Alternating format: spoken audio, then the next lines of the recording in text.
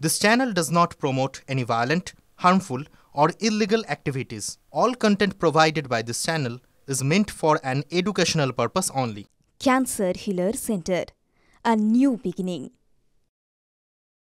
বাঁকুড়ার জঙ্গল এলাকায় দাপিয়ে বেড়াচ্ছে ৬৮টি হাতি। উচ্চ মাধ্যমিক পরীক্ষার্থীদের নিরাপত্তায় বিশেষ ব্যবস্থা বন দফতরের। পরীক্ষার্থীদের সেন্টারে পৌঁছে দেওয়া ও বাড়ি ফেরানোর ব্যবস্থা করছেন বন দফতর।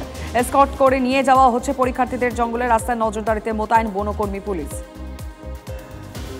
ছিলাম হাতির ভয়, পরীক্ষা দিতে যাবো কিছু সেই ভয় ছিল। এখন গাড়িতে দিয়েছি আর অতটা ভয় লাগে না। আরামসে পরীক্ষা দিতে যাবো, ভালোভাবে পরীক্ষা দিয়ে আবার বাড়ি ফিরে আসবো গাড়িতে। টেনশন ছিল, গোদাড্ডি জঙ্গল রাস্তা, তাহলে যাবে কি করে আসবে কি করে, ঘরের একজন গার্জেন চাই, তাহলে গাড়ি দিয়েছে, গাড়িতে যাবে গাড়িতে আসবে, আমাদের আর চিন্তা লাগে না। কেন জঙ্গলের রাস্তায় কি হচ্ছে? হাতির ভয় আর কিছু না।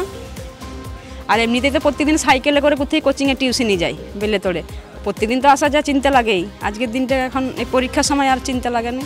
আমাদের তো বন অঞ্চলে বাড়ি, আমাদের চারিদিকে জঙ্গলে ঘেরা, ভয় তো থাকেই, হাতির তো আতঙ্ক আছেই। তার সাথে আবার উচ্চ মাধ্যমিক প্রচণ্ড ভয়ে ছিলাম। এক এক্সামের টেনশন, তারপর আবার হাতির টেনশন, কীভাবে এক্সাম সেন্টারে পৌঁছাবো সেটার টেনশন ছিল। যে বন দপ্তর থেকে গাড়ির ব্যবস্থা করেছে, কিছুটা হলেও একটু এখন এতটা ভয় লাগছে না। পশ্চিম মেদিনীপুরেও হাতির হামলা এড়াতে সতর্কতা জারি প্রশাসনের। পরীক্ষার্থীদের পরীক্ষা কেন্দ্রে পৌঁছানোর জন্য বিশেষ ব্যবস্থা।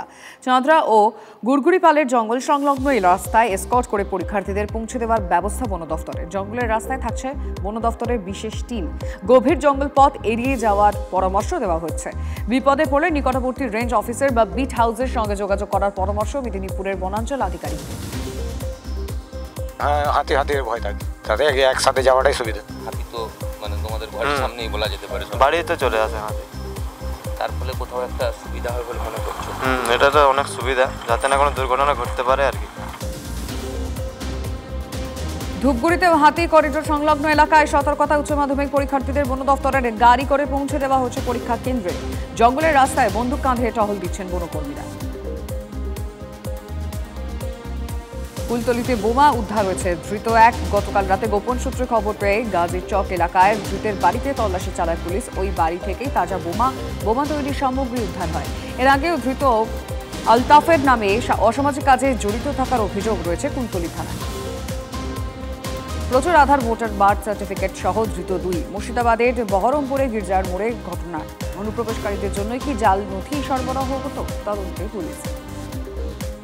জলপাইগুড়ির রাজগঞ্জ থানা এলাকায় শিকারপুর চা বাগানের পাশে নদীর ধারে চোলাইয়ের ঠেক ভাটি বানিয়ে হচ্ছিল চোলাই। খবর পেয়েই অভিযানে নামল পুলিশ। নষ্ট করা হলো বিপুল পরিমাণ দেশি মদ। চোলাই মদ তৈরির অভিযোগে 4 জনের নামে মামলা দায়ের।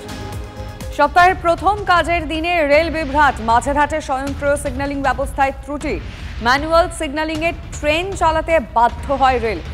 ঘণ্টাখানেক রেল চলাচলের বিপত্তি। তারপর কি অবস্থা আমি জানবো আমাদের রিপোর্টার সৌভিকের কাছ থেকে। সৌভিক, দেখো 7:35 প্রথমে এই বিভ্রাট ধরা পড়ে এবং তোমাকে জানিয়ে রাখি মাঝেরহাট স্টেশন, যেটা দক্ষিণ 24 পরগনা থেকে শিয়ালদা, পাটা, মহেশতলা, বজবজ এসব জায়গা থেকে শিয়ালদা কানেক্ট করে। এবং যেহেতু আজকে উচ্চ মাধ্যমিক পরীক্ষা এবং সকালবেলায় এই ট্রেন বিভ্রাটের ফলে কিন্তু সাধারণ মানুষের অসুবিধার মধ্যে পড়ে, পরীক্ষার্থীরা অসুবিধার মধ্যে পড়ে।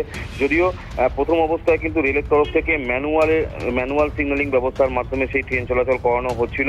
পরবর্তীকালে ঠিক সকাল 9টার সময় সেই মেরামতি করতে পারে তারা, যে অটোমেটিক যে সিগন্যালিং ব্যবস্থা সেটা ঠিক করা হয় মাঝেরহাটে এবং তারপরেই কিন্তু পরিষেবা স্বাভাবিক হয়।